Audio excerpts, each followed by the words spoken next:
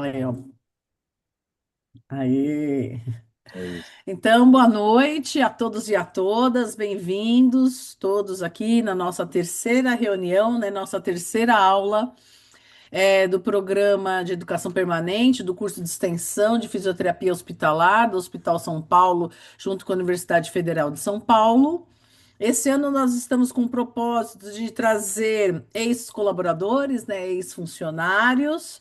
E aí, desde o início, me veio à mente aí o Fabrício Oliveira. Fabrício Oliveira foi meu aluno lá no Instituto Dante Pazanese de Cardiologia. Depois eu até quero que você se apresente. E trabalhou conosco lá no Hospital São Paulo e depois foi seguir a carreira em outros serviços, né? E é um prazer tê-lo aqui. E caso alguém não me conheça, meu nome é Vanessa, sou fisioterapeuta e sou responsável aí por esse programa que estamos desenvolvendo para levar informação, formação de qualidade gratuita, em nome aí do serviço de fisioterapia, liderado pela Gisele, para todo o Brasil. Lembrar que essas aulas ficam gravadas no YouTube. Tem o canal, né? Então, no YouTube do serviço de fisioterapia, as outras duas aulas já estão lá. Assistam, curtam, compartilhem, liguem o sininho. E logo em breve essa aula também estará lá, tá? Siga-nos também aí nas redes sociais, né? No Instagram do Serviço de Fisioterapia, que lá a gente coloca qualquer alteração. É o meio mais fácil também de pegar o link e entrar aqui na aula, eu acredito que também seja pelo Instagram. Então, Fabrício, se você quiser se apresentar, já iniciar a aula, mas reforço aqui o agradecimento à presença de todos. Até o final da aula, eu vou colocar o link para vocês preencherem a nossa fichinha de presença e aí lembrar quem está inscrito e matriculado no curso vai receber o certificado ao final da programação, tá bom? Muito obrigada, Fabrício. Fique à vontade, leve a aula aí com toda a forma que eu sei que você sabe lidar muito bem, mas da forma que você achar melhor, pode ficar tranquilo. Eu fico aqui com a câmera, com o microfone desligados, mas fique bem à vontade, mas eu estou assistindo, qualquer coisa você me chama. Combinado. Muito obrigado. Para mim, mais uma vez, é uma honra. Tenho o prazer de conhecer a Vanessa, são mais de 12 anos, né? Fui aluno dela 2014, 2015 no Dante. E de lá venho percorrendo a minha carreira relacionada ao processo de envelhecimento humano. Para mim é uma honra muito grande estar aqui. Hoje sou aluno de doutorado do programa de gerontologia da Universidade Federal de São Carlos, o qual eu tenho um enorme prazer de estar bem focado com um processo muito específico, que é a reabilitação neurocognitiva junto com a cardiovascular. A minha formação toda é na cardiovascular, sempre foi no exercício, tanto a parte de fisiologia do exercício também na USP e assim por diante, mas eu acho que, sem sombra de dúvidas, a reabilitação neurocognitiva, a reabilitação motora funcional realmente é o meu maior amor, meu maior carinho e minha maior paixão. E hoje eu tenho o prazer de estar aqui para conversar com vocês sobre a avaliação da funcionalidade motora e cognitiva da pessoa idosa com declínio cognitivo no ambiente de unidade de terapia intensiva. É sim um desafio diário, não tem jeito, não tem como pensar em processos de envelhecimento humano e não pensar no envelhecimento cinético, funcional e cognitivo. Afinal de contas, mudar uma coisa ou outra faz parte do processo de envelhecimento. E para isso, então, nós vamos aqui nos principais tópicos que nós vamos falar ao longo dessa aula hoje, que é o processo de envelhecimento populacional, o que está acontecendo no Brasil e no mundo, o quão é a realidade, os motivos de admissão na UTI, o declínio cognitivo, a avaliação cognitiva e funcional, até a alta hospitalar. Bom, sem sombra de dúvidas, o mundo está envelhecendo, isso é fato. Né? Se a gente for pensar que hoje, agora, aproximadamente nos anos de 2020 a 2025, nós estamos caminhando para 800 milhões de pessoas com mais de 60 anos no mundo, nós vamos caminhar para quase 1,5 bilhão, mais ou menos, para 2050. Então, é uma projeção de dobrar, mais do que dobrar, nos próximos 25 anos. Então, com certeza absoluta, nós vamos vivenciar cada vez mais a presença de pessoas idosas no nosso caminho no dia a dia, na escola, na faculdade, no serviço, nos hospitais. no supermercado, na padaria, seja ele o atendente, o gerente, o médico, o advogado, o fisioterapeuta, e assim por diante. A população ela está envelhecendo cada vez mais funcional, mas um detalhe que tem que chamar muita atenção, ela envelhece funcional, mas as suas comorbidades vêm crescendo junto com elas. Isso é fato. E aí a gente vai pular para essa população 80 anos mais, para 500 mil de pessoas no mundo todo nos próximos anos. Então, isso vai ser triplicado. As pessoas com 60 anos mais hoje, elas sobreviverão até 2050. Com qual qualidade de vida e qual funcionalidade, aí a gente já não sabe, porque tudo vai depender do que vai acontecer ao longo desses próximos 25 anos. Mas elas sobreviverão, estarão conosco no nosso dia a dia. Aqui no Brasil, no último IBGE, no censo de 2022, a população atual está em sua maior proporção entre 60 e 64 anos. E a projeção para os próximos anos vai ser entre 65 e 69. Ou seja, a população brasileira vai ter um predomínio muito grande dentro da casa dos anos 60, com uma projeção de ejeção para a casa dos 70, para 2050. Então, isso é real, é fidedigno, está acontecendo, já é a nossa atualidade e vai progredir para ela ainda com maior velocidade, muito mais. Hoje no Brasil são aproximadamente em torno de 32 milhões de pessoas com mais de 60 anos, é aproximadamente em torno de 15% da população, um predomínio de mulheres para homens, está mais dividido aqui entre sul e sudeste, tem um predomínio menor no norte, inclusive no norte é onde tem a menor concentração de pessoas 60 anos mais e a maior concentração de pessoas 30 anos menos, que é o contrário justamente da região sul. Na região sul do Brasil é onde está a maior proporção de pessoas idosas e a menor proporção de pessoas 30 anos menos, tá? A gente está aí para uma progressão que do último IBGE para o atual, ou seja, do de 2010 para o de 2022, houve um aumento de 56% dessa população 60 anos mais ativa no nosso meio. Então, eles estão trabalhando, eles estão vivendo na comunidade plenamente. A gente tem uma relação aqui no Brasil de aproximadamente em torno de a cada 100 crianças entre 0 e 14 anos, nós temos 77 idosos presentes na comunidade. Aqui a gente consegue ver uma inversão da pirâmide clara para o ano de 2005, de 1950 para o ano de 2050. Olha só. No ano de 1950, a gente tinha um predomínio clássico entre 0 e 14 anos, o que já não acontece nos dias atuais, mas muito menos no ano de 2050. A projeção para os próximos 25 anos é que aqui no Brasil a maior concentração de pessoas serão entre 45 e 69 anos, ativa no meio da comunidade, trabalhando, vivenciando e assim por diante. Outro detalhe que chama muita atenção é que os países mais longevos do mundo se destacam principalmente China, Japão e Itália, na casa dos 84 anos. O Brasil está na 84ª posição no último ranking, avaliado agora, nesse ano de 2026, com uma média de sobrevida na casa dos 74 anos. 72 anos para as mulheres, 76 anos para homens, daí na casa dos 74,8 anos. Essa é a média aqui para o Brasil, que aumentou mais de 6 pontos do último IBGE. Então, em 10 anos, a nossa taxa de sobrevida aumentou em 6 anos. Isso é muita coisa comparado aos outros IBGEs do passado, que nós tínhamos uma média de crescimento em torno de 2 anos, 1 ano e meio. Já chegou o IBGE que mudou em torno de 1 ano e meio na década de 90, e do último agora, dos anos 2010 para 2020, nós aumentamos mais de 6 anos. Então, isso é evidente. A população brasileira ela envelheceu. E para esse envelhecimento, ela precisa, é claro, ser atendida e atendida de uma forma correta. E atendida de uma forma onde ela seja observada de forma correta pelo profissional que está avaliando. Um detalhe que chama bastante atenção, que é justamente uma da Revista Brasileira de Geriatria e Gerontologia, publicou recentemente esse ano, a predomínio dos principais problemas de saúde da pessoa idosa, né? O que mais acontece com a pessoa idosa, sem sombra de dúvidas, para que leve ela até o hospital, até um processo de internação, é ainda as doenças cardiovasculares, cérebros vasculares, elas são o predomínio, mas a gente também tem uma outra coisa que chama muita atenção, que é a dor crônica, a dor musculoesquelética crônica.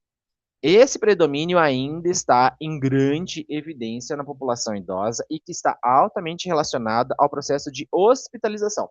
não necessariamente no contexto de unidade de terapia intensiva, mas num contexto de hospitalização e um contexto de busca de ajuda em saúde. A gente não fala só busca médica, porque não é só uma assistência médica que essa pessoa precisa, ela é um contexto de busca de saúde, destacando também para as principais doenças cardiometabólicas e musculoesqueléticas como um todo.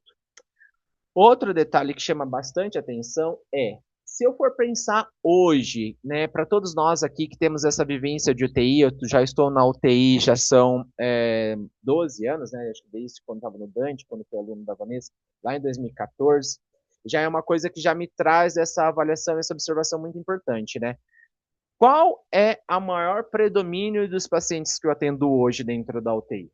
Sem sombra de dúvidas, a UTI, o qual eu faço a liderança, que é a UTI do Hospital Maternidade Sepaco, né, a UTI adulto de lá, o predomínio é 60 anos mais. O nosso último indicador de liderança, gestão e liderança desse ano, mostrou que a média de internação, de idade média de internação da nossa UTI é 64,9.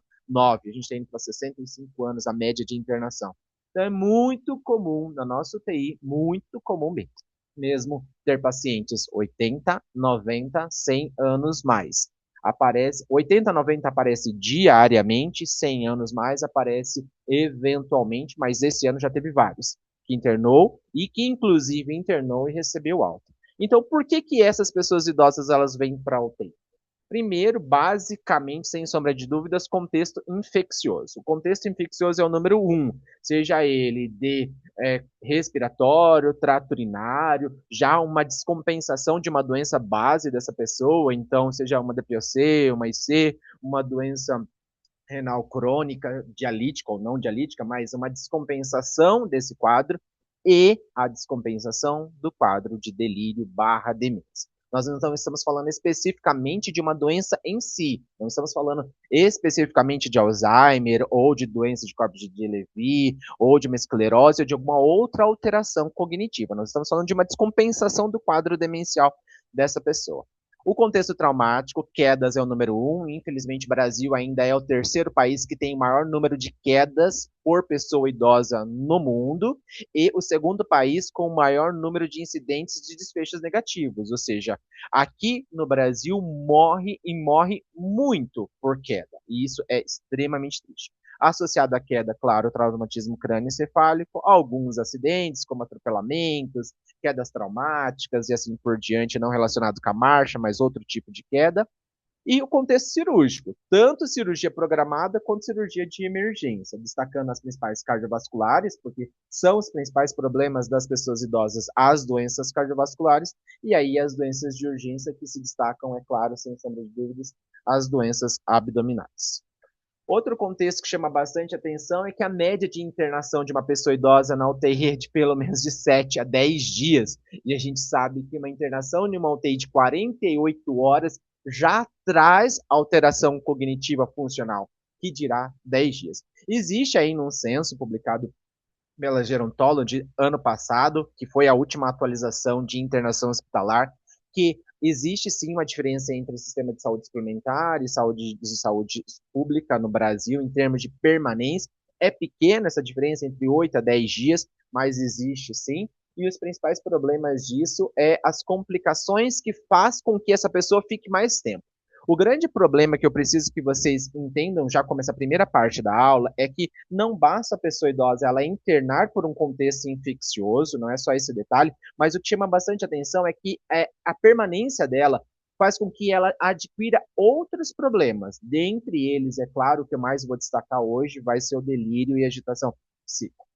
Então, outro ponto muito importante é que, junto com essa sepse que ela veio, seja ela de forma renal, metabólica, ventilatória, uma descompensação da IC ou da DPAC e assim por diante, eu tenho os componentes secundários a isso, né? Eu tenho até mesmo a pneumonia associada à ventilação mecânica para aqueles que foram intubados, ou então a pneumonia por broncoaspiração, aqueles que estão restritos no leito, hipoativos, com delírio e agitação, broncoaspiração, sacar a própria sonda e assim por diante, ou própria alteração por polifarmácia, que eu vou destacar bastante nos próximos slides, mas a gente consegue ver que, dentre esses pontos que eu pontuei aqui, de permanência de 8 a 10 dias, A gente precisa classificar que as infecções secundárias, tanto de corrente sanguínea ou de dispositivo, são um problemaço gigante na pessoa idosa, porque na maioria das vezes ela já entra com uma disfunção musculoesquelética de predomínio pelo menos moderado e que se agrava fortemente nesses 10 dias de permanência na UTI. Claro, é óbvio que vai se destacar também os problemas ventilatórios, até mesmo a falha na extubação. Infelizmente, né, a gente já com certeza já observou aqui em termos de tempos de UTI a falha de extubação naquele paciente com 60 anos mais, seja ela por fraqueza muscular, por delírio, por alteração cognitiva, por não aceitar o protocolo VNI pós-extubação, por não proteção de via aérea pós-extubação, então precisa ser reintubado, precisa ser encaminhado para uma traqueostomia, o que faz ele permanecer 20, 30, 40, 50 dias na UTI. Os fatores traumáticos, né, até as próprias fraturas, os processos de reabilitação de um paciente que entra por trauma na UTI, ela é muito pontual.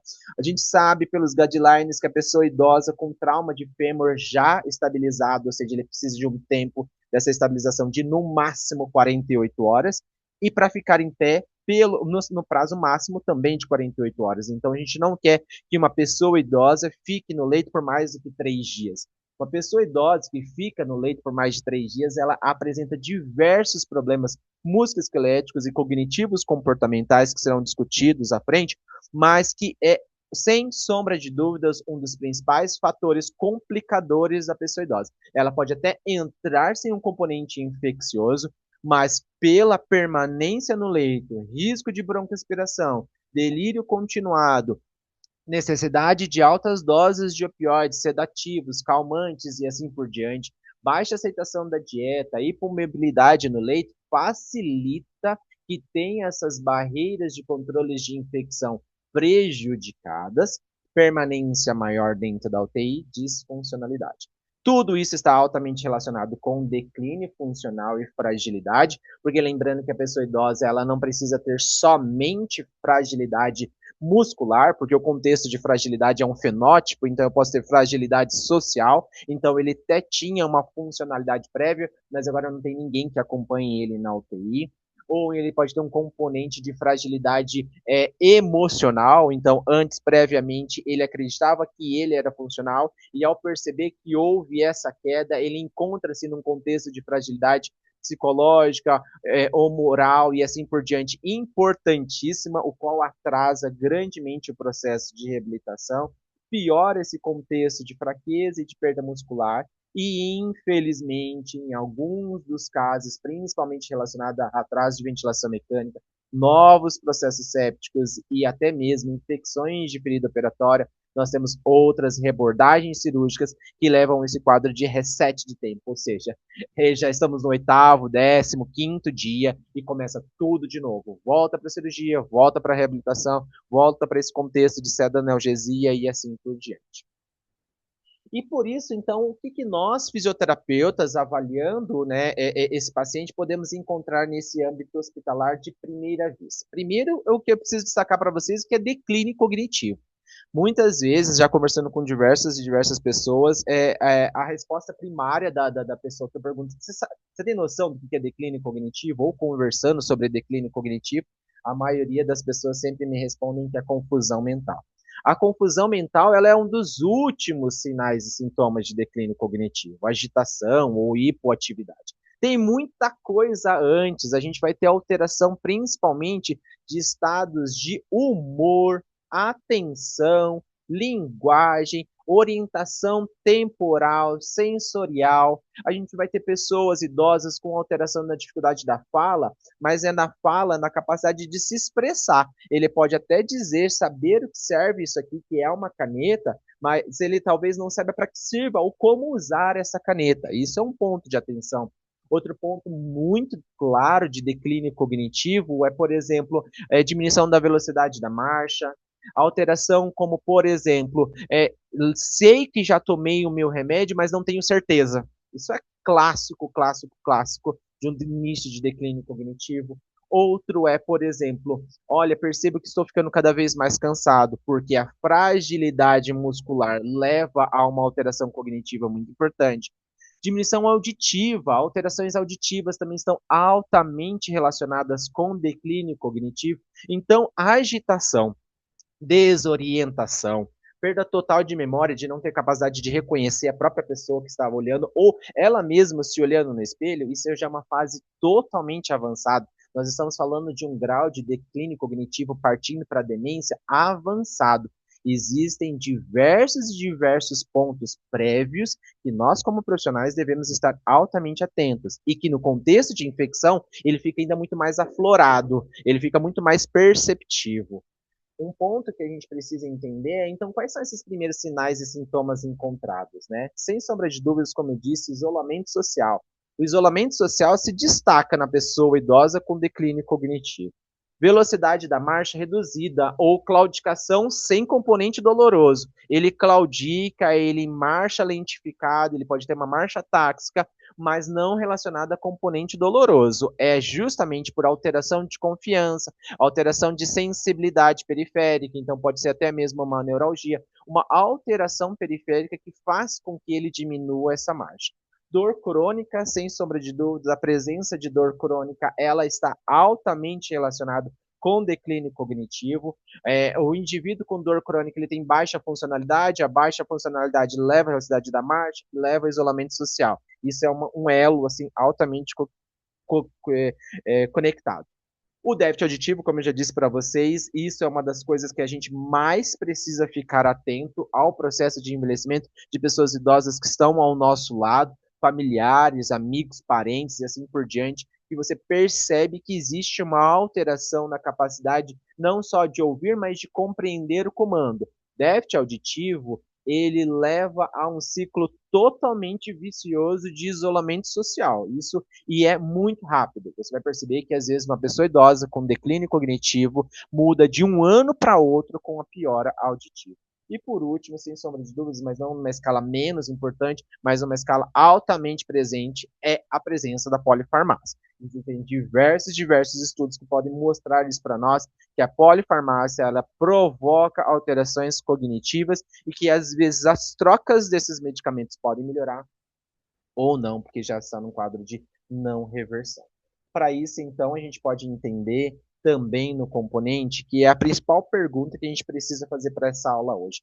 Por que existe uma piora do declínio cognitivo num quadro infeccioso agudo? O que tem a ver a pneumonia? O que tem a ver a descompensação da IC? O que tem a ver a cetoacidose diabética com o quadro infeccioso, com o declínio cognitivo? Seja ele para hiperatividade, ou seja, aquele declínio cognitivo com agitação, grito, temor, tremor e assim por diante, ou aquele totalmente hipoativo, com baixa resposta, abertura ocular mediana, ou alteração até mesmo verbal, ou até mesmo ausência de presença verbal. Vem por três principais componentes. O insulto isquêmico local, a inflamação sistêmica relacionada ao processo infeccioso ativo, então a sepse pulmonar, a sepse abdominal, a sepse do componente, que seja ele qual for, e a disfunção endotelial. Sabemos que esses três principais pontos presentes em qualquer pessoa já traz um componente de alteração cognitiva. Na pessoa idosa com disfunção prévia, eles assentam e pioram ainda mais. Por quê? Esses três componentes levam a dois pontos importantíssimos. Número um que a gente vai ter é a lesão da barreira hematocefálica, que ela provoca essa dispersão de comunicações entre eles, e a explosão de agentes anti-inflamatórios locais. Então, nós vamos ter inúmeros agentes pró e anti-inflamatórios na região cerebral, tanto por hiperfluxo, tanto por insulto isquêmico em regiões específicas, quanto pela inflamação sistêmica que vai rodando pelo fluxo sanguíneo. Tudo isso leva a um quadro de neuroinflamação dinâmica. A neuroinflamação dinâmica, ela é uma alteração da funcionalidade, seja ela cognitiva, motora, comportamental, não importa qual deles. Houve uma alteração relacionada a um processo infeccioso, é uma neuroinflamação dinâmica.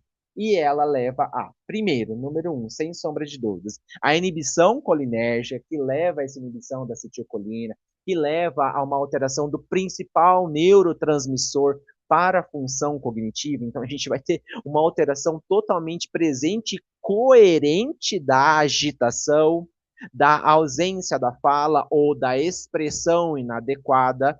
E o segundo ponto, que é a lesão cerebral aguda por inflamação sistêmica, por disfunção endotelial, por insulto isquêmico, por presença exagerada de ativadores pró-inflamatórios.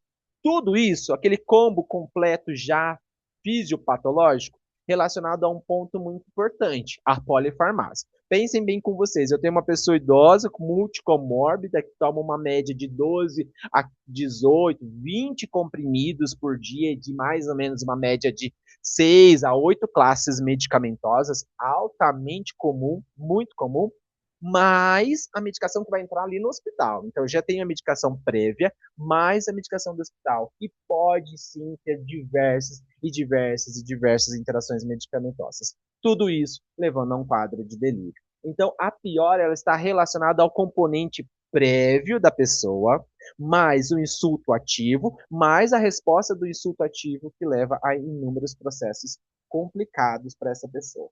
Esse mecanismo, é claro, como eu já pontuei aqui para vocês, são respostas de ativadores pró-inflamatórios e anti-inflamatórios. A neuroinflamação direta focal, local, pontos específicos que estão relacionados à cognição, memória, fala, audição, sensibilização, tato, olfato e assim por diante. Visão, por isso é muito comum a visão ela estar hipo ou hiperativada. É muito comum a pessoa ela enxergar além do que ela está vendo ou ela não enxergar absolutamente nada do que ela está, abre essas, vendo. Então isso é muito comum. E a disfunção neuroquímica que está relacionada a inúmeros processos com o processo de infecção prévia, inicial. Então, a gente tem um insulto infeccioso que leva a todo o processo sistêmico corporal.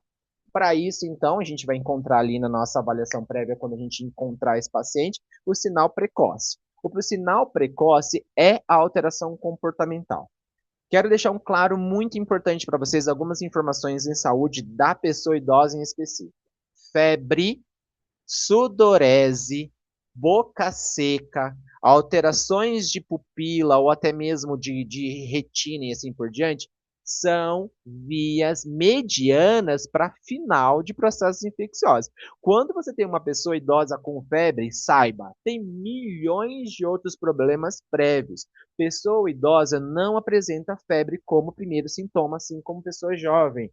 Pessoa idosa não apresenta imediatamente alteração de boca seca, sudorese fria e assim por diante. Existem outros sinais e sintomas, como, primeiro deles, alteração comportamental e cognitiva, diminuição de resposta verbal, diminuição de velocidade de marcha ainda mais acentuada e inapetência. Guardem esses pontos. Esses pontos são os principais. Você convive com uma pessoa idosa, ela deixou de se alimentar como ela estava se alimentando ontem mesmo. Deixou de falar como estava falando, ou está falando muito mais do que ela fala. E tem alteração visual no sentido de que pode estar vendo ou deixando de ver coisas. E isso é sinal clássico possível de infecção.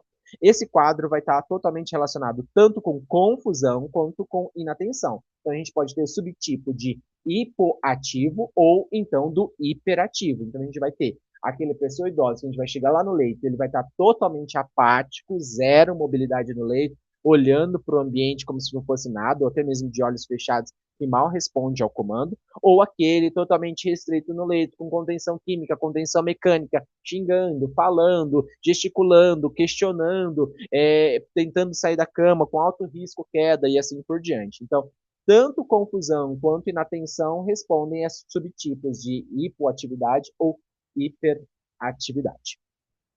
Um detalhe também que eu quero que vocês saibam, que é extremamente importante, publicado também recentemente pela Gerontology, é que 50% dos pacientes que já têm declínio cognitivo internam e permanecem aquele tempo médio de torno de 7 a 10 dias, saem com piora do declínio cognitivo. Então, ele entra com declínio cognitivo, permanece de 7 a 10 dias e piora, tá? A outra metade tende a melhorar e pouquíssimos, boa parte da outra metade mantém e pouquíssimos melhoram. Mais da metade, ou pelo menos metade deles, pioram a funcionalidade e a cognição em uma internação de 7 dias. Por isso, a identificação precoce, a monitorização do delírio, o controle, a participação familiar, a presença da fisioterapia, a reabilitação, a saída do leito, a estimulação cognitiva é tão, tão importante. Para isso, então, a gente vai entrar num ponto importantíssimo da aula, que é essa avaliação multiparamétrica da pessoa idosa. Dentre elas, eu quero deixar claro para vocês que avaliar memória, prejuízo funcional, mudanças de comportamento e desorientação podem e devem ser questionadas ao cliente, né, ao paciente ali, no caso, e ao familiar, distintos um do outro. Uma das coisas que eu mais prezo na avaliação, sem sombra de dúvidas, é a não interrupção. Eu tenho certeza absoluta que vocês já vivenciaram momentos em que você está fazendo a avaliação da pessoa idosa e o familiar constantemente interrompe. Seja por um momento em que ele não entende que, mesmo em delírio, nós avaliamos o paciente, mesmo em delírio, avaliamos memória, mesmo em delírio, avaliamos resposta motora. E então, o familiar, ele entende que o paciente está fazendo errado, ele não quer que o paciente faça errado para não achar que o paciente não sabe fazer, né? O idoso não sabe fazer, e aí ele corrige o tempo todo. Não, mãe, não é assim, não, pai. Não vou, não vou, faz assado, ele está te perguntando, presta atenção. Esse é um ponto muito importante que eu gostaria de conversar com vocês. Quando vocês forem fazer a avaliação cognitiva funcional de uma pessoa idosa, que há presença de familiar, alinhe primeiro expectativas com o familiar. Deixe claro da importância da sua avaliação e da mínima interrupção possível. É óbvio, não precisa ser grosso, de jeito nenhum, nem é isso que eu estou querendo dizer. Eu só estou querendo dizer que chega para o familiar, se apresenta, fala quem você é, fala: oi, tudo bem? Meu nome é Fabrício, sou fisioterapeuta, estou aqui para avaliar fulano de tal, fala o nome do paciente completo, é claro. Uma das avaliações muito importantes que a gente precisa fazer é a avaliação da memória, cognição e tudo mais. Eu vou fazer algumas perguntas em específicas para ele. Depois que eu terminar a minha avaliação, eu converso com você, eu tiro outras dúvidas com você. Tudo bem isso para você? Tá tranquilo? A gente pode primeiro fazer uma avaliação só com ele. Claro, explica a situação, porque todos esses pontos são extremamente importantes, até mesmo no momento de delírio. Para isso, então, a gente vai ter o elo anamnese, o elo a testes neuropsicológicos e o elo de avaliação física e funcional. Na anamnese, é claro, sem sombra de dúvidas, como principais pontos a serem avaliados da pessoa idosa no momento da internação, com ou sem delírio, com ou sem disfunção cognitiva e declínio cognitivo, é a avaliação das atividades básicas de vida diária, atividades instrumentais de vida diária e a avaliação social. Não deixem de avaliar esses três elos. Para a pessoa idosa é de extrema importância. Lembrem-se, ela vai permanecer na UTI por pelo menos 7 dias. Ah, Fabrício, mas é terapia intensiva, a gente está muito mais focado em outra parte, ventilação, a gente está preocupado em KNAF, a gente está preocupado em intubar, extubar e assim por diante. Mas, quando trata-se de pessoa idosa que não receberá cuidados de ventilatórios, parte motora e cognitiva, ela tem uma perda funcional brusca e muito, mas muito mais rápido do que uma pessoa não idosa. Em 48, 72 horas, ele é totalmente outro paciente. É muito, muito, muito comum o familiar trazer demandas de tipo: nossa, tô percebendo que tá muito sonolento, tá dormindo o dia inteiro, tá, nossa, tá muito diferente, em casa ele costuma fazer isso, você vai perceber pelas falas: não, em casa ele anda, aí você ali na UTI, ele não saiu do leito até agora. Então, esses pontos de avaliação de atividades básicas de vida diária, a atividades instrumentais e avaliação social são, para mim, sem sombra de dúvidas, os três elos da anamnese mais importantes a serem avaliados. Para eles, então, eu vou trazer as principais escalas, que eu acredito que vocês com certeza já ouviram falar sobre elas. Em meio ambulatorial são altamente usadas, mas infelizmente no contexto de unidade de terapia intensiva, raríssima às vezes são avaliadas. Raríssimas mesmo, isso eu posso falar assim com certeza absoluta, já são 14 anos de UTI, 12 anos de UTI, desculpa, 12 anos de UTI, inúmeros, inúmeros, inúmeros amigos, colegas de profissão, e raríssimos foram os que me responderam que faz esse tipo de avaliação no sentido de avaliação cognitiva cinético-funcional. primeira delas, sem sombra de dúvidas, é a escala de CATS, né, o índice de CATS, onde ele avalia atividades básicas de vida diária, onde vai ser respondido entre sim e não. São avaliados 6 critérios, 3 critérios ou mais positivos para dizer que ele é independente, significa que ele é independente. Se 3 critérios ou mais é respondido como não, que mostra que ele não é independente, ou seja, ele precisa de auxílio para aquilo, mostra que ele tem fragilidade e ele tem, então, alteração das atividades básicas de vida diária. É um idoso com altíssimo potencial risco de piora e deteriorização clínica dentro da unidade de terapia intensiva. Paciente que não consegue fazer coisas básicas, como vestir-se, higiene pessoal, transferência previamente já em casa, saiba que na unidade de terapia intensiva, nessas primeiras 48 horas, ele vai piorar 1000 vezes mais do que o outro idoso que tinha essa capacidade prévia. Então, é por isso que é importante avaliar, porque o idoso que tem a capacidade prévia, você consegue manter, pelo menos. Outro que avalia atividades básicas de vida diária é o índice de Bartel, avalia entre 0 a 100 pontos. 0 ponto, ele é totalmente dependente. 100 pontos, ele é totalmente independente. Ele avalia os critérios de deambulação, transferência, uso de escadas, banheiro, evacuação e micção, no termos de função de continência, alimentação, vestir-se, higiene pessoal e cuidados pessoais, tá? Ele avalia, então, desde você sempre questiona de baixo para cima, pontuando, onde ele é independente para a deambulação, até os cuidados pessoais sendo então totalmente dependente. E você vai pontuando, marcando o X em cima deles e vai colocando o número referente. 0 é totalmente dependente, 100 é totalmente independente. Já na avaliação de escalas de atividades de vida instrumentais, a gente vai ter a escala de Lawton, onde ele vai avaliar de 0 a 8 pontos, onde 4 pontos mais, 5 pontos mais, desculpa, 5 pontos mais, ele é independente, 5 pontos menos, ele é dependente para as atividades instrumentais. As atividades instrumentais vai ser usar celular, fazer compras, preparar comida, trabalho doméstico, lavar ou até vestir-se, locomoção em casa, responsabilidade com sua medicação e manejo de dinheiro. Esses pontos são pontos de cognição importantíssimas. Às vezes você vai ver que é muito comum ele tirar notas excelentes em CATS e notas muito ruins em Lawton, porque tem uma ação familiar altamente forte e o familiar vai te interromper nessas avaliações. Lembrando, mais uma vez, não quero que você imprima 100 folhas e fique beira-leito fazendo uma avaliação de meia hora, que eu sei que não dá para fazer essa avaliação. Eu estou trazendo os principais indicadores para você escolher um deles e ali, então, fazer essa avaliação para você saber como é a função e cognição dessa pessoa idosa, tá? E um outro ponto importante para a avaliação é social, sem sombra de dúvidas, o índice de vulnerabilidade cinético funcional 20 é o único que é validado no Brasil para pessoas de 60 anos mais. Esse índice ele avalia até 40 pontos. Eu cortei ele no meio a folha, né? Aqui vai até o 11ª pergunta e aí aqui então ele vai para até a 20ª pergunta. Ele classifica em 40 pontos, onde de 0 a 6 ele tem baixíssima vulnerabilidade, baixa vulnerabilidade, de 7 a 14 pontos ele tem moderada vulnerabilidade, 15 pontos mais ele tem alta vulnerabilidade, ou seja, quanto mais pontos ele marcar aqui nesse indicador, mais vulnerável ele é. Bom, como nesse indicador aqui ele tem muitos pontos que ele avalia a cognição, avalia autopercepção e funcionalidade, você pode escolher direto ele, sem precisar passar pelos outros quando você está falando de tempo. Ah, Fabrício, eu tenho 5 minutos para fazer uma avaliação. Então, sem sombra de dúvidas, eu escolho o índice de vulnerabilidade clínico funcional 20, porque tem perguntas em específicas para cognição, função e mobilidade, tá bom? Então, esse daqui é um também ponto assim que não pode faltar de jeito nenhum.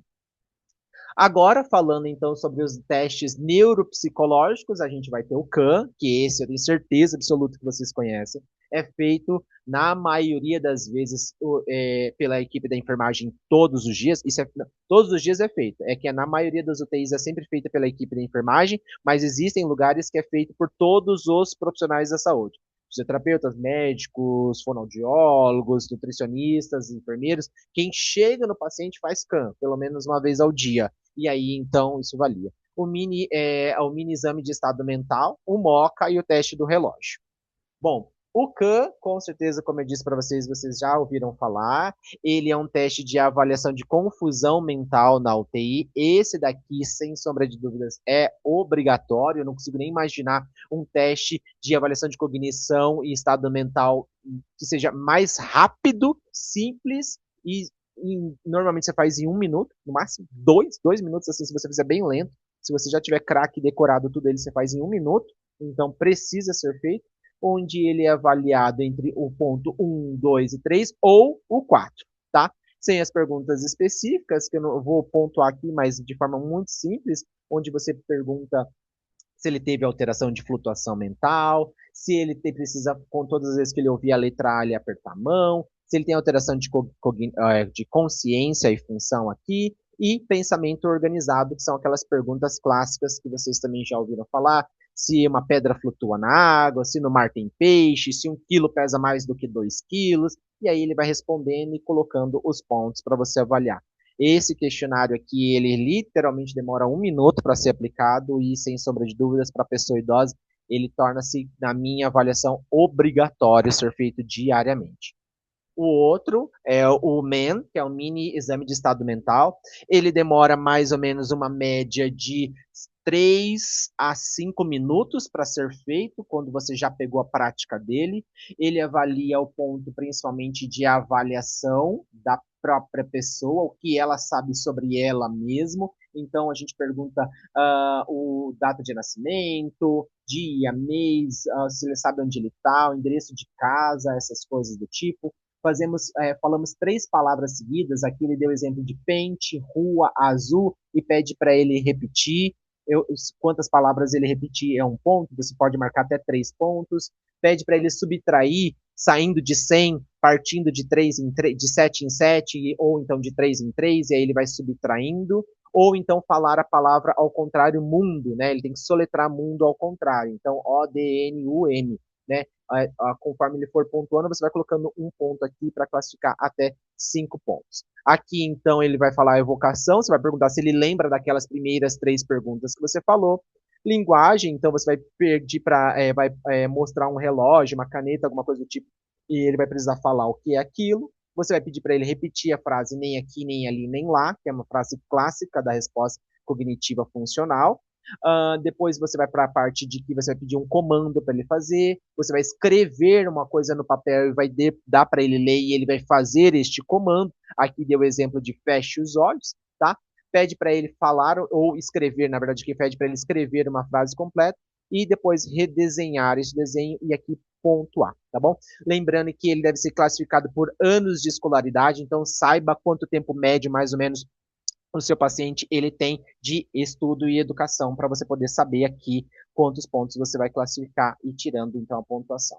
Outra então vai ser o MOCA. O MOCA e o Mini-Mental são muito parecidos. Tem coisas no MOCA que lembra o Mini-Mental, tá? Aqui tá ele inteiro, eu cortei na foto para poder trazer metade dele. Um dos pontos principais, eu vou ser um pouco mais breve nesse, não vou me alongar muito, mas você pede para ele com a caneta e pontuando. Então, 1A, 2B, B3, 3 C, C4, 4D, D5, 5E, e assim por diante. Ele finaliza aqui, ele precisa copiar, faz o teste do relógio, que a gente já vai ver já já, nomeia os animais, repete palavras, aperta a mão quando fala a letra A, então é muito parecido, tá? Não precisa fazer os dois. Se você já fez Mini-Mental, você vai não precisa fazer moca, e se você fizer moca, não precisa fazer mini-mental, porque você precisa de tempo para atender o paciente na UTI.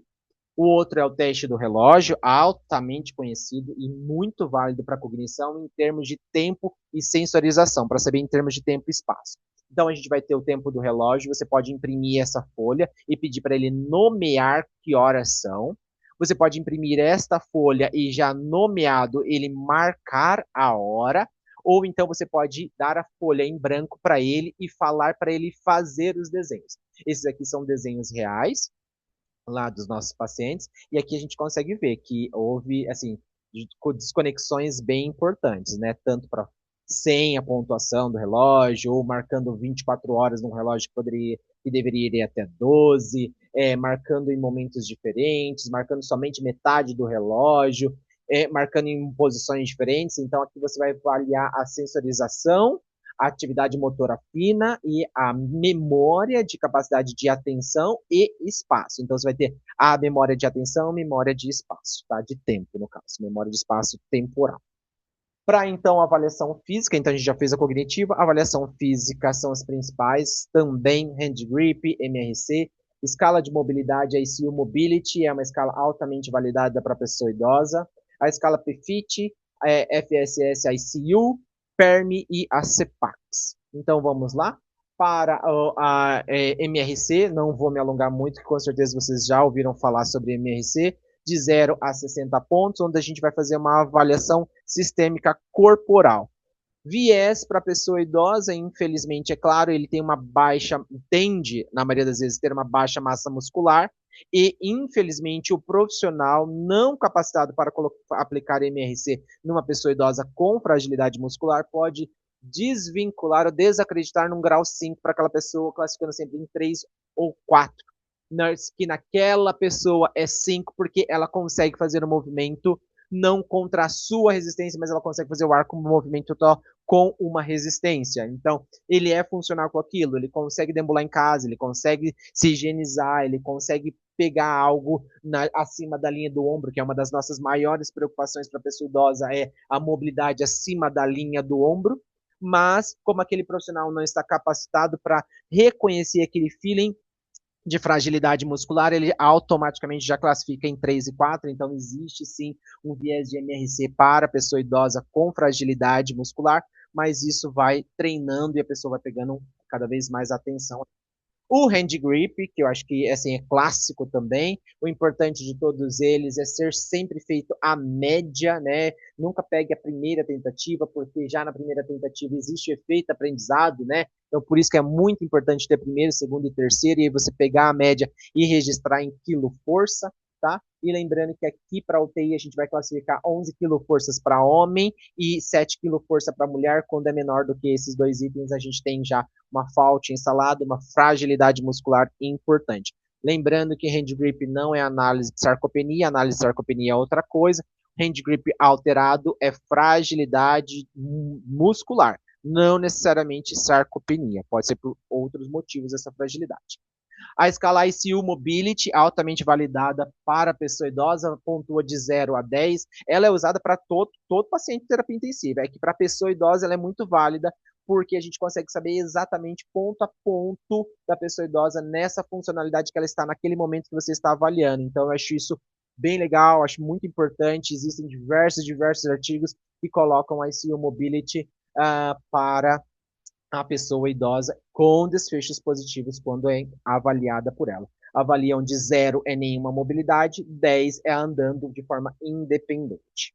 Já então, a escala de score de PFIT, ela pode ser substituída aqui então pelo MRC e pelo hand grip, porque dentro da escala PFIT tem a escala de MRC. Você precisa avaliar força muscular na pontuação aqui de 0 a 3, porque de 0 a 3 aqui, ó, ele é pontuado da seguinte forma. Então, se você tira 3 no ICU, na classificação aqui de 3 pontos da PFIT, é porque você tem 5 de força normal, você tá entendendo? Então você já fez MRC. Então, assim, se você quer uma coisa mais mais robusta, faz a PFIT, deixa lá MRC e hand grip de lado, ou deixa uma outra escala, já faz PFIT, porque aqui você já vai ter uma noção total. Porque em PFIT você precisa colocar o paciente em pé para avaliar a cadência. Então, meio que você já pulou a ICU Mobility. Não precisa depois pontuá-lo aqui. Agora, se já tiver tudo pontuado na sua cabeça, decorado e é muito rápido, pontua ali também na sua evolução ICU e também pontua como PFIT, porque essa escala de mobilidade também é validada para as pessoas de 60 anos mais. Outra escala também é a FSS-ICU, que ela pontua até 35 pontos, onde cada item vai de 1 a 7, onde 1 ele é totalmente dependente para fazer essa função, 7 ele é totalmente independente, então ele também avalia desde supino até marcha. Óbvio que se você está fazendo a FSS-ICU, você não precisa fazer PFIT, não precisa também fazer MRC, porque você já está aqui, um paciente que já tem marcha preservada com função, é óbvio que ele já vai ser pelo menos grau 4, 5 de força muscular, então ele já está conseguindo deambular. É aquilo, gente, você vai pegar a melhor escala para aquele paciente naquele momento, ou da sua rotina. Olha, não, eu sempre vou avaliar com ICU, não, eu sempre vou avaliar com PFIT, porque PFIT já pega uma classificação inteira, eu já consigo ter noção de MRC, já consigo ter noção de função, porque eu já consigo avaliar marcha e assim por diante. Não, acho que na minha rotina, FSS ICU se encaixa melhor, acho que é mais rápido, eu consigo avaliar os 5 pontos, de 1 a 7, na minha fala, na minha evolução de prontuário, acho que vai ficar melhor. E claro, também é óbvio que é a rotina do lugar que você trabalha, né? Qual é a rotina que foi instituída? Qual dessas escalas que foi colocada para ser avaliada de forma diária para as pessoas idosas? Escolha a melhor, eu estou trazendo diversas delas, porque são as todas que são validadas. Aí vai ser a sua rotina que você vai ver o que vai se encaixar melhor. A escala PERM, a escala PERM ela também é internacional, ela também é válida para todos os pacientes da unidade de terapia intensiva, é que para a pessoa idosa ela também se encaixa bem, porque também avalia estado mental, força muscular, barreiras de mobilidade, mobilidade na cama, transferência, ortostatismo de marcha e resistência. Então, ela também avalia todos os pontos que precisam ser vistos. Lembrando, mais uma vez, se você avalia PERM, não há necessidade de você avaliar outras escalas, porque dentro, por exemplo, da avaliação da PERM tem a ICU, tem PFIT, porque você vai avaliar cadência. Então, se você já está em PERM, é óbvio que você já avaliou todas as outras, então escolha uma delas para você seguir aí de preferência. Uma das que eu mais gosto, sem sombra de dúvidas, assim, acho que está dentro do meu coração, é a CEPAX. A CEPAX, você vai imprimir essa folhinha, você vai pegar, chegar perto do leito, o paciente vai avaliar função pulmonar, tosse, movimento de rolar no leito, supino sentado, dinâmica de sedestação, equilíbrio em pé, sentado, para em pé, transferência para cadeira, dar passes, força de preensão palmar. De 0 a 5, onde 0 ele é totalmente dependente ou não faz, isso daqui, por exemplo, não tosse, não tem força de tensão palmar, não dá passos, até 5, onde ele dá passos, ele tem uma força maior do que 11 para homens, maior do que 7 para mulheres, ele tosse bem a ponto de conseguir expectorar. Então você vai avaliar de 0 a 5 cada um desses itens. Tá vendo aqui, por exemplo, eu trouxe um exemplo de um paciente que a gente fez lá na UTI. Ele tinha função respiratória preservada, porque ele estava em ar ambiente. Ele tinha uma tosse preservada. Mas, tirando isso, ó, rolar no leito ele tinha com uma necessidade moderada e do restante era tudo 0. Então, ele não tinha essa sedestação, ele não tinha equilíbrio sentado, ele não tinha dinâmica de pé, ele não tinha sentado, ele não transferia, ele não deambulava. Você tá entendendo? Força de preensão palmar dele era moderada, então ele tinha fraqueza muscular. Então, com aqui você consegue fazer este desenho e já imediatamente saber qual é a próxima meta.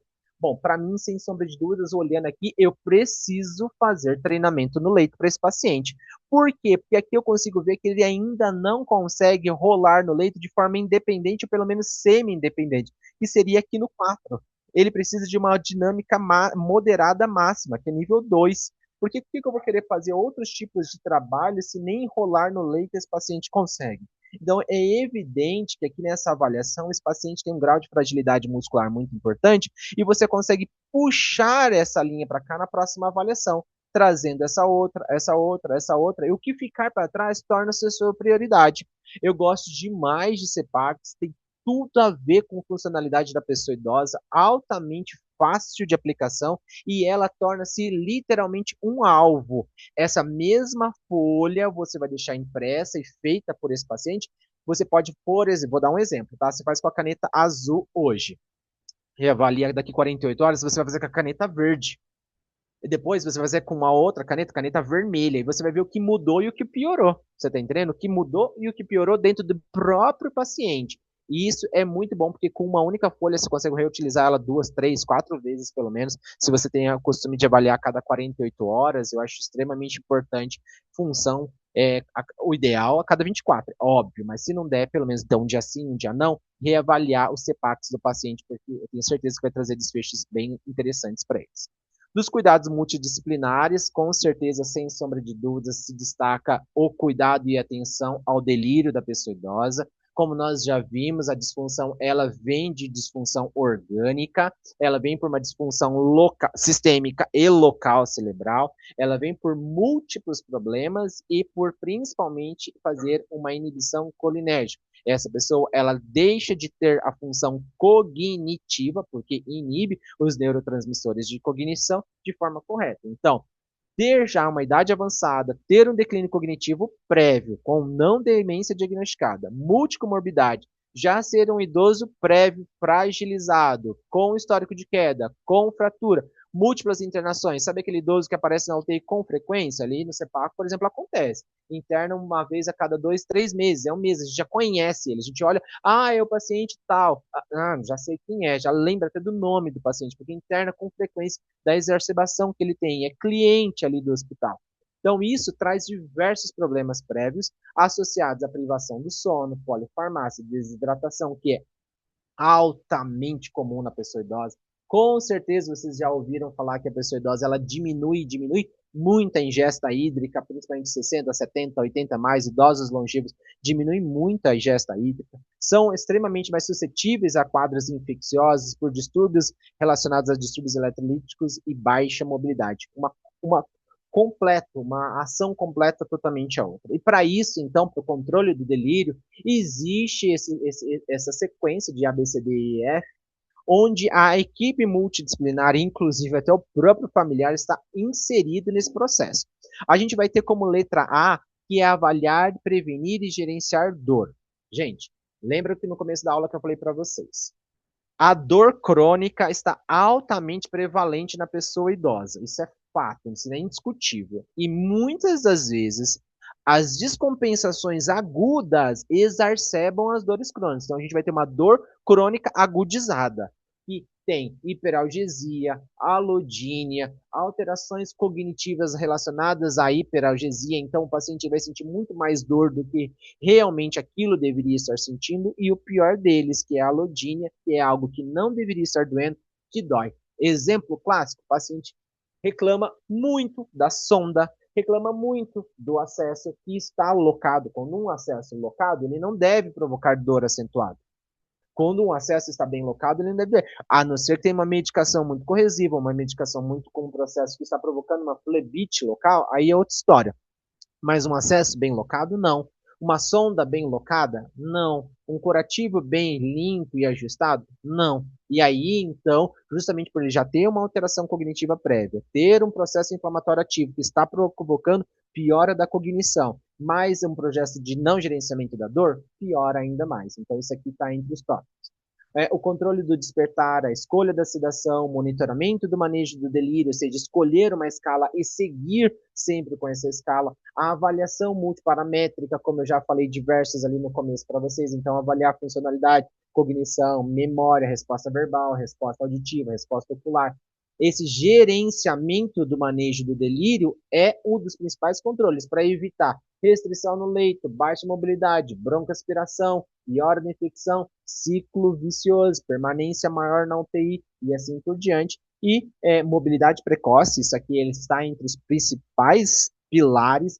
Não é porque o paciente está em delírio, seja hiper ou hipoativo, que esse paciente vai ficar em restrição. É óbvio, eu sei que existem delírios que não dá para manejar. Existem pacientes que estão em delírio com restrição dos 4 membros, mais tórax, mais química. Eu sei muito bem disso. Mas existem diversos pacientes que estão num componente apático, que vou mostrar várias fotos para vocês daqui a pouco, que conseguem fazer essa mobilização e que muitas vezes não são feitos porque a mobilização não foi feita por sonolência. Você está entendendo? A justificativa é a sonolência. Mas lembre-se, ele tem mecanismos neuropatológicos que provocam e estimulam a sonolência. A mobilização ela hiperativa isso e faz com que ele saia desse ciclo. E o engajamento familiar, é claro, empoderamento. Aqui vou trazer uma sequência de fotos que mesmo com baixa mobilidade, sonolência, uma apatia, esse paciente ele deve ser estimulado. Essa foto representa muito umas coisas, um detalhe que eu já ouvi diversas vezes, que a pessoa idosa quando ela sai do delírio, ela consegue dizer assim, é como se as coisas fossem apagando de mim. Eu via você, mas eu não te via. ou é como se eu ouvisse sua voz lá longe. Eu tenho uma memória, eu lembro de algumas coisas que as pessoas falavam, me perguntavam coisas que eu nem sabia responder. Eles trazem esses pontos. Então, essa foto aqui, como se ela estivesse desfazendo, é justamente isso. E essa alteração cognitiva do tempo todo, né? Ele está no ambiente hospitalar, mas focado em ambientes extra-hospitalares, então ele fica nessa oscilação de memória, de temporização, de espaço e assim por diante. E aquele olhar de apatia, aquele olhar longe, aquele olhar de preocupação, aquele olhar de será que eu vou sair dessa internação? Será que, ou como é que será que estão as coisas lá em casa? Como é que estão fazendo sem mim? E muitas vezes esse idoso já nem participa mais, porque você já fez a avaliação social, você já fez a avaliação de atividades instrumentais de vida diária, e ele já nem controla mais o dinheiro dele, já não controla a atividade funcional da casa dele, mas ele está preocupado com isso. Então tem esse grau de apatia muito presente. Eu tenho certeza que todas essas carinhas aqui são altamente conhecidas por vocês. Mas também existe o oposto. Existe a carinha totalmente apática, que evolui para um grau de irritabilidade altamente rápido, e também da desconexão de espaço. Né? Eu até coloquei essa foto altamente exagerada, como se fosse realmente um monstro, porque é desse jeito que o paciente ele se sente quando ele consegue retornar à cognição. Essa foto aqui é uma foto exemplificada que eu fiz em inteligência artificial de um relato de um paciente meu, como ele se sentia. Era exatamente assim, ele se sentia como se tivesse sido um monstro onde ele atacava as pessoas. Então, existe sim, ele pode estar desse jeito no leito, mas com este pensamento interno, tá? É essa presença deste pensamento interno com essa apatia no leito. Então, por isso que a mobilidade, a saída do leito é de extrema importância. Indo já para o final da aula, uns detalhes muito importantes que eu preciso, sem sombra de dúvidas, eu acho que isso é uma das coisas mais importantes de todas, é o confrontamento direto do delírio.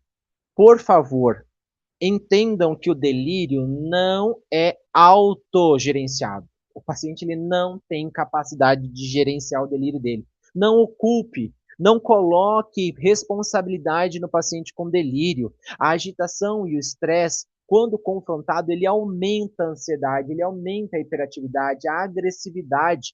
É um meio de resposta, de defesa da pessoa idosa. Então, se você confrontar, você segurar, agarrar, apertar, falar, não, não pode, não faz.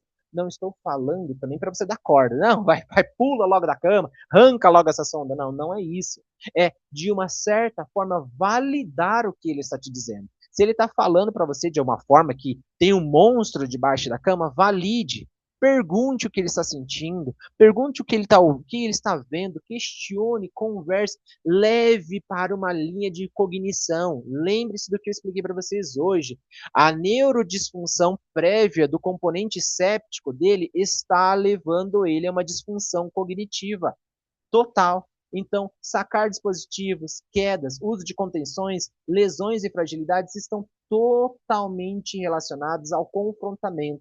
E a resposta final disso sempre será a ruptura do vínculo, seja do paciente ou do familiar. É muito, mas muito comum o familiar ficar altamente estressado, irritado, cansado, estressado, descontar no paciente e depois vir com a fala de que o paciente não foi assistido pela equipe. Certeza também que vocês já ouviram essa frase. Ah, não ouviram meu pai está em delírio há tanto tempo. Não vieram limpar o cocô do meu pai, não vieram tirar meu pai do leito, ninguém não veio. Fisioterapia? Não vi. Nossa, faz uns 3 dias que meu pai não sai da cama. Então, o que antes entendia como uma ajuda familiar, hoje ele está totalmente oposto a você. Então, ter deixado aquele familiar no leito há 2 dias atrás era um benefício, hoje esse próprio familiar usa contra você. Então, invalidar e confrontar o delírio de uma pessoa idosa, seja hiper ou hipoativo, é uma das piores coisas que nós, como profissionais da área da saúde, podemos fazer. O delírio ele deve ser analisado, questionado, ouvido e, principalmente, respondido. A gente precisa dar uma resposta para o delírio desse paciente. E o delírio não é só tratado com medicamento. O delírio é tratado com mobilização, saída do leito, a escutativa e assim por diante. Seguindo aqui, então, o manual de terapia de dupla tarefa, Esse manual ele foi publicado pela conexão entre as universidades, a Universidade Federal de São Carlos, a Unicamp e a Universidade Federal do Rio Grande do Sul. Eu tive o prazer de participar, dentre eles, eu sou num dos capítulos desse livro, e gestão de casos como instrumento para a prevenção de quedas em pessoas idosas previamente caidoras, tá? E aqui a gente coloca sobre os principais componentes de dupla tarefa. Dentro da terapia intensiva, você pode sim usar esses componentes, então fiquem livres para vocês tirarem um print dessa tela e usar esse componente de dupla tarefa simples com dupla tarefa motora complexa ou não. Lembrando que tarefa motora complexa para pessoa idosa com delírio é um pouco mais difícil dentro da UTI. Vou trazer um exemplo já já para vocês, como por exemplo aqui, ó, motora simples, então é um equilíbrio estático, mas, Fabrício, ele não tem equilíbrio estático em pé, então tudo bem, então sentado. Ou então, mobilidade dos braços e assim por diante, e cognitiva simples, então atentar ao cálculo de soma de 7 mais 7, ou então cálculos como, por exemplo, 1 mais 2 e assim por diante, vai dando comandos de cognição, simples, moderada e complexa. Então, você pode tirar print disso, pode usar aí na sua avaliação de cognição e prescrição do exercício, tá? Nós usamos justamente isso para avaliar. E aqui essa tabela onde ele mistura, né? Cognição motora simples com cognitiva simples, motora simples cognitiva complexa, motora complexa cognitiva simples e motora e cognitiva complexa. Então tá aqui o jeito de você prescrever para o paciente com disfunção cognitiva também dentro do ambiente de terapia intensiva, unidade hospitalar, ambulatorial, porque isso também foi validado para eles, tá bom? Nós escrevemos justamente pensando nisso. Paradigma do envelhecimento na UTI, como eu já disse para vocês, o idoso ele não deve de forma alguma ser tratado como uma criança ou como um adulto jovem. A pessoa idosa ela não infantiliza, ela não volta a ser a criança. Nunca isso aconteceu, isso nunca vai acontecer. O declínio cognitivo é uma alteração específica da pessoa idosa, daquele manejo, tá? Tem alteração cognitiva na pessoa jovem e na criança? Tem, mas são componentes cognitivos diferentes. Da pessoa idosa do delírio, a alteração cognitiva não deve e jamais ser tratado como uma criança, jamais como infantilizado, jamais como birra, jamais como desobediência. Lembrem-se, é neurológico central. Não existe autocontrole. A pessoa idosa não consegue controlar a resposta do delírio dela, tá? A estimulação cognitiva motora com obesidade virtual é uma das minhas matérias de estudos do doutorado. Eu estudo justamente o gerenciamento da ativação cognitiva motora. Aqui a gente tem um exemplo, dentre elas, a gente colocou uma girafa em 3D 8K. Nós gerenciamos a mobilidade da mão. Ó, ele encostou na mão e a girafa lambeu a mão dele. Ele teve certeza absoluta que o que foi na mão dele foi a língua da girafa, porque é uma ultra realidade em 3D 4K. Aqui a gente coloca o exemplo do paciente, ele era nadador quando era mais jovem, claro, e aqui a gente colocou ele, então, dentro de uma piscina e ele está dando as braçadas. Aqui tem o estímulo da bola, mas também você pode fazer vários estímulos que você for importante aí para ele nadar, para esse paciente sair do leito. Então, um paciente com dreno, era um CA de pulmão metastático, final de vida, já em terminalidade, tá? E a gente fazia essa estimulação porque ele tinha um declínio cognitivo importantíssimo. Aqui são os animais, então a gente faz uma estimulação cognitiva motora também, ó, a gente pede para ele mexer os braços, ele vai dando risada porque existe uma ação sensorial, a gente dá um estímulo sensorial para ele, onde ele está passando a mão nos animais. Então, existe ali uma ação, ó, ele vai encostar, ele encostou, ele tem certeza absoluta que ele está passando a mão na zebra, tá bom? Mas não é, é a nossa mão que deu, porque a ação temporal, sensorial, ela é muito, muito grande. Aqui, então, a gente também tem momentos importantes de tudo um pouco. Aqui a gente também tem uma paciente metastática, oncológica, em terminalidade, fim de vida. Ela é uma paciente que ela tinha a essência prévia de religiosa e ela queria fazer o ato de consagração da água. Nós colocamos ela dentro da igreja, numa imagem também em 3D 8K, e ela fez a consagração da água e ela tomou a água, mesmo sendo uma paciente sondada, tá? Mesmo sendo uma paciente sondada, essa paciente tomou a água porque ela era um CA de cabeça de pâncreas, com invasão do estômago, enfim, já terminalidade e totalmente não reversível, tá? Mas também trouxemos a sensorialização. Aqui nós temos um paciente em primeiro PO de cirurgia cardíaca, trabalhando o componente de dor, tá? Mobilidade. Então, a gente tinha aqui um paciente ainda com os drenos torácicos, os drenos estão todos ali no chão, ó. Dá para observar, ainda com infusão contínua de droga vasoativa, catéter central, estão todos os dispositivos, tá? Todos os dispositivos ainda estão aí. Nós colocamos a sensorização, tiramos ele da cama, colocamos ele na poltrona, um paciente com potencial risco de delírio, porque já tinha histórico prévio de declínio, leve declínio cognitivo prévio, ele tinha principalmente componentes de esquecimento de memória ativa recente, tá? Ele tinha uma memória retrógrada boa, mas memória recente era já com comprometimento, mas ele foi eletivo mesmo assim para a cirurgia cardíaca, fez a cirurgia cardíaca, nós fizemos a estimulação cognitiva para já evitar, então, o risco de delírio. Aqui também outro paciente para poder fazer estimulação cognitiva de memória, ação temporal. Aqui a gente fazia mobilidade de braço, ó, um paciente já com uma fragilidade muscular muito importante e alteração cognitiva de memória e fala, tá? Aqui a gente tinha um paciente com alteração de fala. Então aqui a gente, ó, colocamos ele tipo como se fosse uma nave espacial e ele tinha que ir apontando assim, como se fosse tipo um tiro-alvo, mas a gente fazia mobilidade aqui dos braços, da memória e na tentativa da fonética. Não é que ele era afásico, mas ele tinha uma disfunção de fala importante. Já aproximando-se da alta, então, eu vou deixar as principais escalas, que é a escala de fragilidade clínica.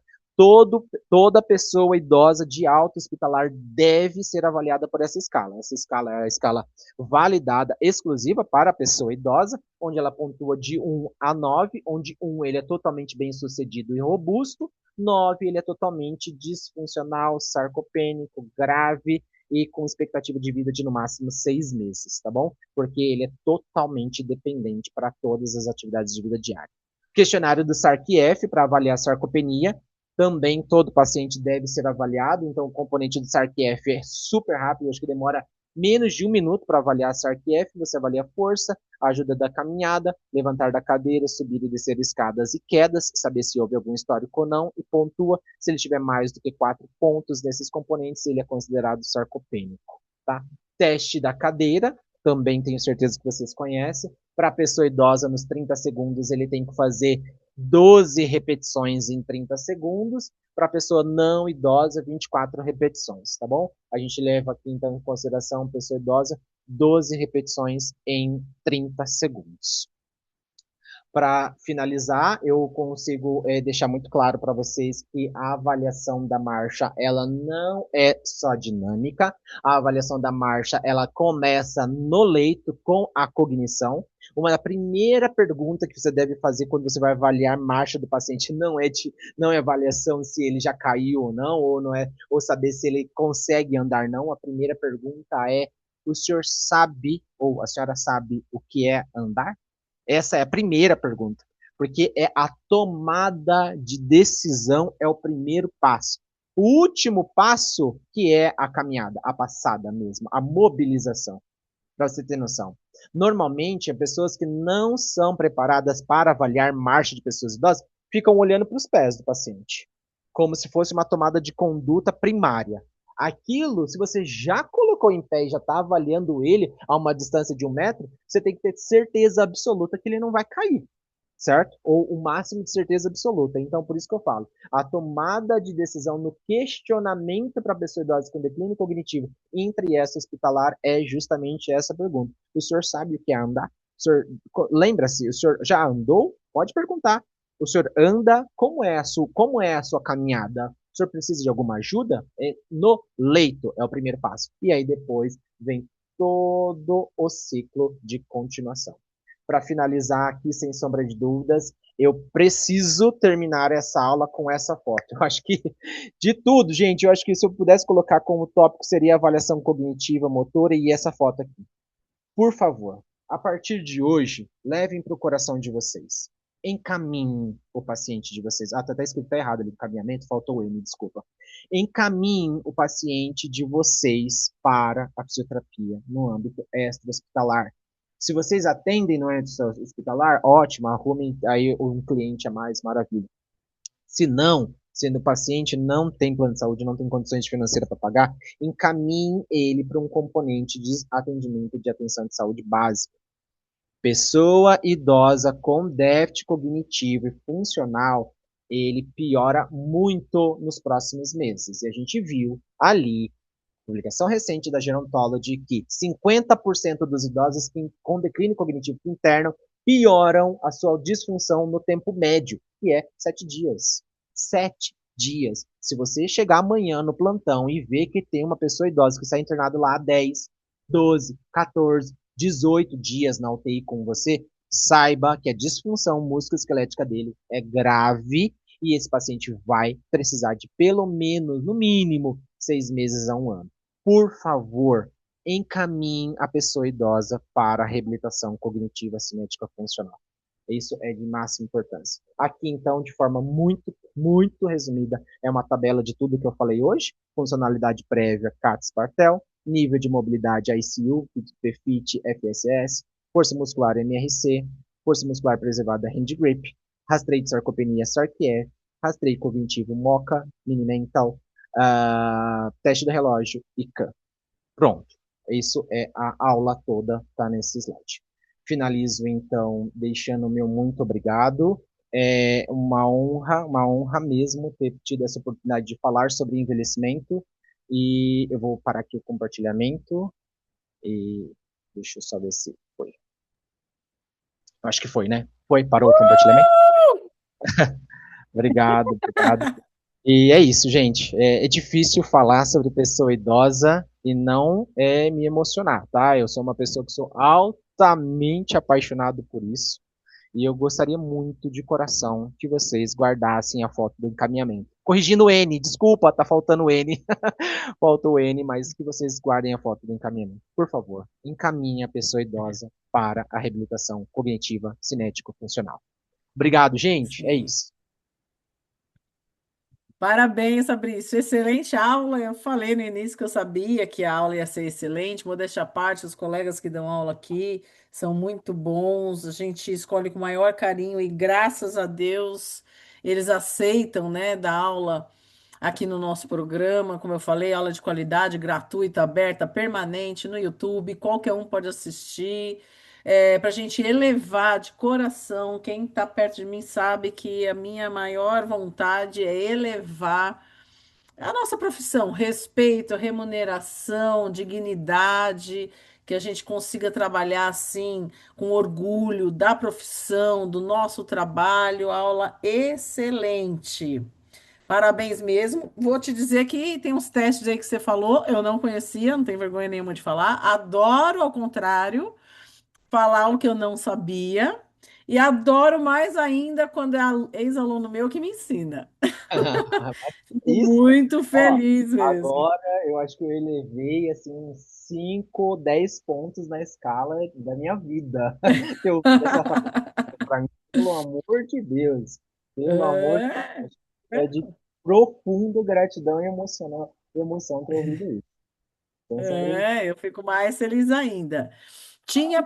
Tem muitos elogios no chat, excelentes profissionais, parabéns, excelente, muito obrigada, top, top, excelente aula. Tinha uma pergunta, acho que era da Samantha. Não sei se aqui tem um comentário. Parabéns, Fabrício. Excelente aula e profissional. Nossa profissão é extremamente importante. O olhar empático dentro das limitações, sejam temporárias ou não, físicas ou não. Muito bem. Um simples sentar na poltrona, um banho no chuveiro já resolve a agitação. A pessoa comentou aqui que no serviço dela, a equipe da enfermagem não colabora. Infelizmente, a gente tem muito isso também. Mas eu quero achar Acontece. aqui a pergunta. Quase certeza que era do CIPAX. Eu até sei a resposta, mas claro, eu vou deixar você responder. Como é que faz aquela Repete de novo, por figura? favor. Ah, é ótimo. É você, não Ah, foi, Samantha? eu queria saber Foi. como ele cria o gráfico online separado. O gráfico, Isso. Samantha, tem na internet, tira um print. Aquela foto é um print da internet, tá? Aí eu fui lá e eu imprimo aquela folha. Eu tenho uma folha emplastificada, que eu vou passando canetão, depois eu passo álcool. Porque como vai no leito, o leito é de isolamento, infecta, nananana, isolamento e tudo mais. Depois você faz isso e eu tiro uma foto. Ou o que você pode fazer é o seguinte, para ficar melhor ainda, a melhor forma e mais correta é: pega essa folha, imprime, plastifica. Pega o canetão, faz, e você evolui no sistema como estava cada ponto. Depois você só vai avaliando. Como eu gosto de avaliar e reavaliar os pacientes, o que eu faço? Eu tenho foto, porque depois eu vou tirando foto da foto da foto. tá entendendo? E aí eu consigo ir colocando as linhas em cima da linha e eu vejo quanto abriu ou se permaneceu fechado. Como eu também atendo no meio extra-hospitalar, porque minha vida é intra e extra-hospitalar, no meu meio extra-hospitalar tem uma folha simples, normal, sem ser emplastificada, e aí eu faço aquela história da caneta. Faço a primeira avaliação, caneta azul, segunda avaliação, caneta rosa, caneta vermelha, e aí eu vou sabendo as diferenças por avaliação. É só colocar uma legendinha lá no lugar, tipo, primeira avaliação de azul, segunda avaliação de rosa, e aí eu lembro depois, é claro, que eu preciso lembrar, né? Que o azul significa a primeira avaliação, é, a rosa foi a segunda, a vermelha foi a terceira e assim por diante. Ou se não, você, por exemplo, pega uma caneta quatro cores, aí você faz vermelho, coloca uma bolinha ali do lado e escreve, por exemplo, a data de hoje. Aí você E, faz em azul e coloca uma bolinha do lado, a data do dia, e entendeu? É tipo um exatamente. Borg, você pode pegar, imagina esse caso de Borg que você pega da internet e imprime, é tipo aquilo, você pega, imprime, pode plastificar, né? Ou você pode fazer Eu acho com a caneta assim. o plastificado eu acho legal porque você leva lá no leito, entendeu? E é Isso, muito é. fácil, muito Eu barato. também atendo fora, né? Então eu também penso nessas coisas. Então, É, é, tem coisa que é legal você deixar para o paciente. Não, não é nada tecnológico.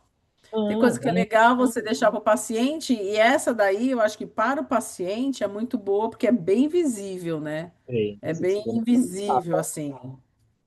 noção exata do que ele precisa. Qual é o próximo passo dele? O próximo passo ali daquele paciente ainda era rolar no leito, porque ele tinha grau 2 de rolar no leito. Então não dá para treinar sedestação ortostatina se ele nem rola no leito. Não ajusta a Uhum. postura, né? Se ele não consegue se ajustar a postura, como que eu vou treinar ortostatismo, né? Se ele tiver com dor, dor na sacra, dor no quadril, ele não rola ainda, né? Então não dá. Aquela lá era a minha meta principal com aquele paciente. Constanza levantou a mão. Desculpa se eu falei o seu nome errado. Ah, boa noite, tudo bem? Eu Boa sou noite. Constanza, eu sou fisioterapeuta também, mas eu sou do Chile Hum. e eu vim para o Brasil aqui na Unifesp para fazer meu doutorado em neurociências e eu quis me inscrever nesse curso porque eu já estou há um tempo um pouquinho afastada, né, da prática clínica da fisio. E estou com vontade de voltar a exercer e poder exercer aqui no Brasil. Então, estou fazendo toda a tramitação para validar meu diploma. E eu estou gostando muito desse curso. Já queria falar da organização, tudo. Estou achando assim ótimo, adorando todas as aulas. E gostaria também de parabenizar muito o professor hoje. Muito incrível a aula. Eu estava assim parei de olhar na tela o tempo todo porque eu achei tudo muito interessante, muito incrível, muito bem explicado, com muita paixão também, tanto que eu fiquei assim nessa empolgação também.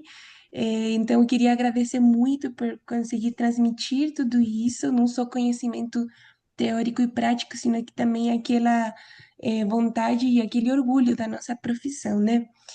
E eu queria perguntar um pouquinho sobre aquele declínio cognitivo, né, que acontece associado aos quadros de infecção.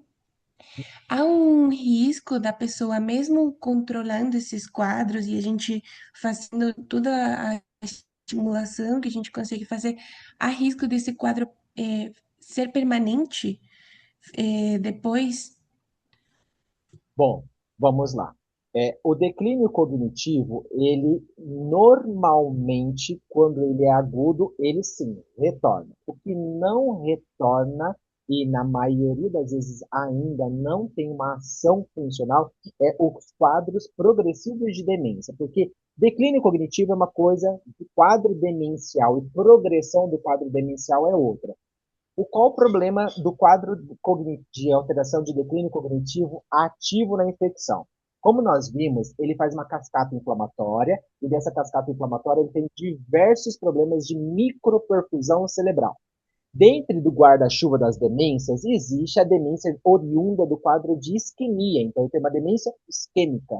A demência isquêmica provoca quadros de deteriorização cognitivas que não retornam. Então, ele pode sim permanecer com alteração cognitiva, de fala, visual, sensitiva, humoral, temporal. espacial, memória retrógrada muito passada, memória atual. Eu vou dar um exemplo. Eu tenho um paciente que ele sabe de cor todas as músicas. Elis Regina, Chico Buarque, MPB, assim, você liga o rádio, ele canta perfeitamente.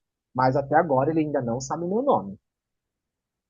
Você tá entendendo? Ele ainda não sabe qual é o meu nome. Ele não consegue pronunciar o meu nome. Então, isso, e ele veio de uma internação de 90 dias de UTI, que eu conheci recentemente. Eu conheci já faz mais ou menos aí uns 3 meses que eu tô com ele, ele ainda não sabe o meu nome nesses 3 meses. Mas ele sabe tudo perfeitamente do que aconteceu em 1950, 1960, ele tem assim, perfeitamente detalhes sobre tudo. Ele é jurista, então assim, ele sabe várias coisas, ele é juiz federal aposentado, ele sabe várias coisas sobre várias coisas relacionadas a isso, mas não sabe noção do que é uma caneta quando eu pergunto, não sabe o que é a bola, não sabe o que é ficar em pé, mas consegue ficar em pé. Então, isso é um declínio cognitivo vindo de uma doença isquêmica por um processo infeccioso que ele teve. Então, agora é um declínio cognitivo permanente. Entendeu? Ele saiu 90 dias depois do hospital muito pior do que ele estava. Muito pior. Ele tinha um grau de declínio cognitivo prévio, agora ele tem um grau de demência isquêmica, de origem isquêmica.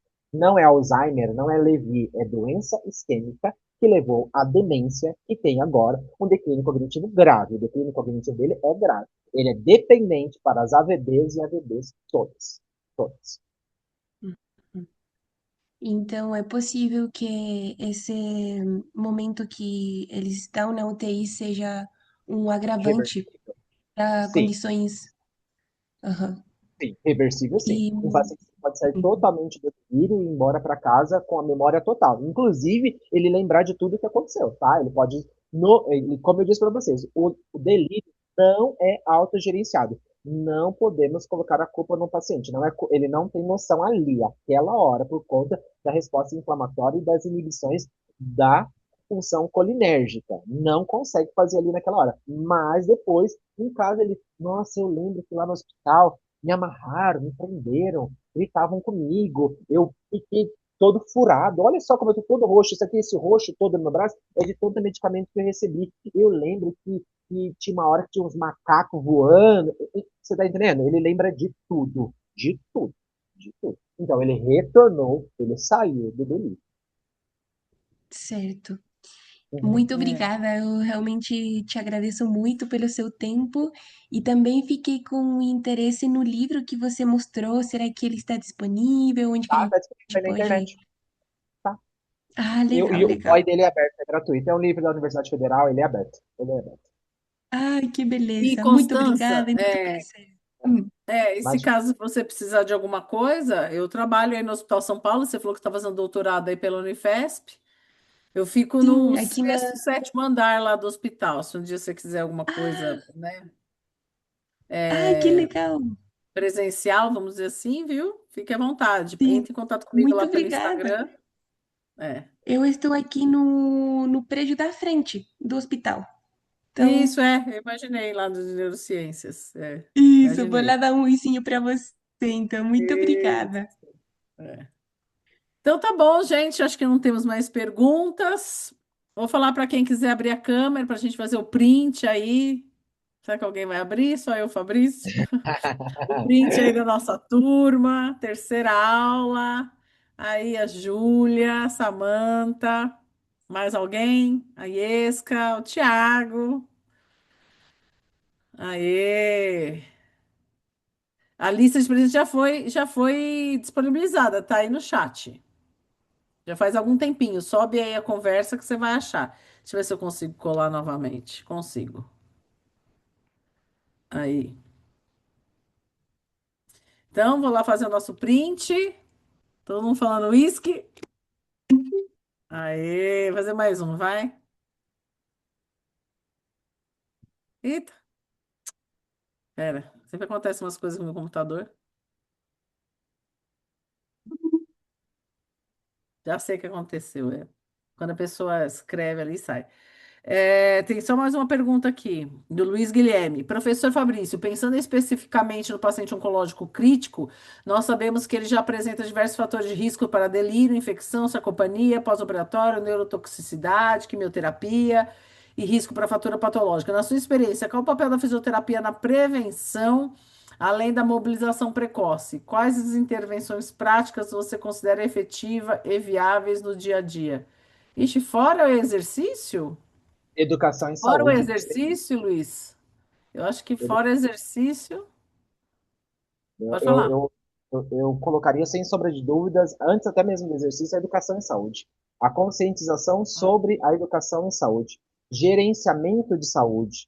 Potencialização do gerenciamento da autossaúde. Então, é, falar Hum. para o paciente, perguntar o que ele consegue fazer, por isso das avaliações das atividades básicas de vida diária e das atividades instrumentais. Porque aquilo lá está no gerenciamento de saúde, que vem muito antes do exercício. Quando um paciente ele já consegue fazer exercício, é porque ele já teve acesso àquilo. Se ele está indo à fisioterapia, ele já teve acesso a uma consulta médica, uma consulta com um enfermeiro, navegador, que é no caso oncológico, seja lá o hospital que você estiver falando, mas com certeza tem enfermeiro e navegador para isso. Ele já teve acesso, ele chega no fisioterapeuta depois. O que ele precisa é de educação em saúde. Esse, sem sombra de dúvidas, para mim, para a pessoa idosa, é a conscientização, é a validação da fala dele. Olha, eu não consigo tomar o remédio porque eu não sei ler o nome deste remédio. Então, desenha, faz alguma outra coisa. Eu não consigo porque eu não tomo remédio porque eu preciso sair na rua e eu faço muito xixi. Então, vamos a controlar, ver o que precisa ser feito para essa urina ou para essa medicação. Ah, eu sinto muito sono durante o dia. Vamos ver o que pode mudar sobre isso. Ou, ao contrário, eu não durmo nada durante a noite, mas fico com o telefone mexendo a noite toda. Educação em saúde.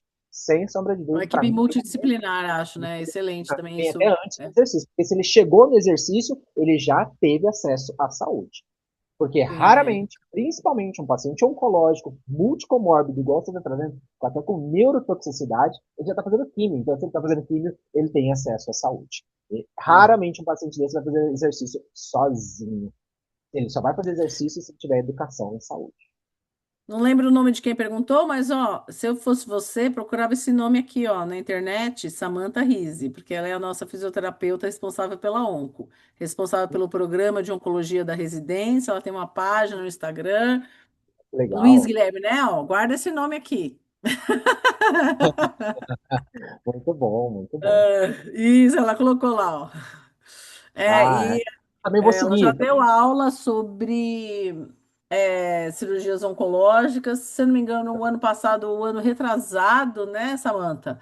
Aí vai estar no YouTube, no Instituto Beta, porque do ano passado e do ano retrasado, essas aulas eram fornecidas dentro da plataforma do Instituto Beta. Então, se procurar lá Instituto Beta, vai ter aula dela. Isso. Ela é referência Essa. para a gente que está começando, sua R2 de oncologia. Isso, é isso mesmo, tá vendo? Ah, aqui, ó, Todos juntos chegaremos lá. já tô seguindo, hein? Isso. Bom, muito bom. Muito bem, gente. Já como já passamos da hora, né? Já faz Sim, exatamente uma hora que estamos aqui. Agradeço novamente a presença de todos. Divulguem aí nosso projeto. Assistam as aulas depois lá no YouTube. Dá o like para a gente divulgar coisas boas, pessoas, né, interessadas. Tragam dúvidas, sugestões. E espero que vocês estejam curtindo aí o conteúdo. Se quiser seguir também na minha página, o Físio Fala. Eu sou um pouco tagarela, por isso que tem esse nome, Físio Fala. eu coloquei o meu Instagram E também. a Jaque também está aí, que legal. Tanta gente, a Júlia. E nos vemos então na próxima aula, tá? Sim. Então, estou entendendo que ninguém teve problema esse mês para receber e-mail. Divulguei a página, o link da senha do Zoom antes. Vamos seguir assim. Obrigada, Jaque. E nos vemos então mês que vem. Boa Que noite bem. a todos, bom Obrigado, descanso, gente. boa sorte, Ah, sucesso. até Vamos em mais. frente. Tchau, tchau. Tchau, tchau, gente.